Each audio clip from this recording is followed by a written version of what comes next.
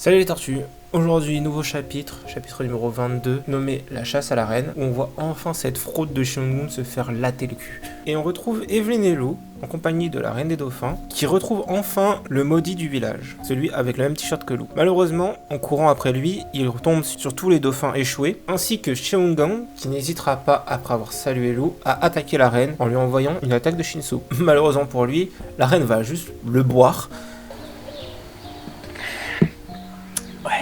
ce qui va choquer ce dernier, ainsi que Lou et Evelyn.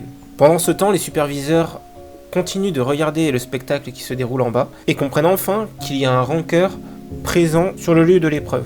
Malheureusement, leur communication va être brouillée par le superviseur en chef, qui déploiera son Shinsu des ténèbres tout autour du phare du superviseur. En attendant, Xiongnu, et qui est Lapis, va faire comme tout bon joueur de jeu de combat. Si une attaque ne marche pas, il va juste continuer à spammer.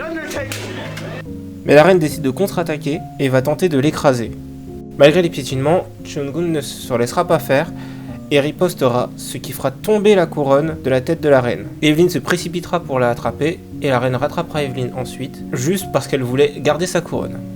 Les deux continueront à s'envoyer des coups jusqu'à ce que Xiongnu décide de changer de stratégie et de viser les jambes de la reine. Il lui déchirera le pied, ce qui fera poser un genou au sol à la reine. Elle se servira des dauphins présents sur le lieu pour se régénérer, montrant bien que le Shinsu peut prendre différentes formes. Et en effet, les dauphins de la colonie font partie du corps de la reine. Combattre la reine au milieu des dauphins était censé limiter le déploiement des attaques de la reine, mais finalement ça s'est retourné contre lui, car les dauphins servent à la régénérer. Xiongnu passe donc aux choses sérieuses et décide de tous les buter.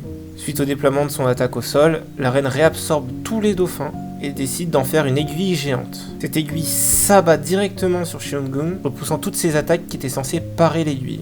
Suite à ça, il se fera à nouveau piétiner et la reine partira au loin, laissant le corps de Xiongnu proche de la mort.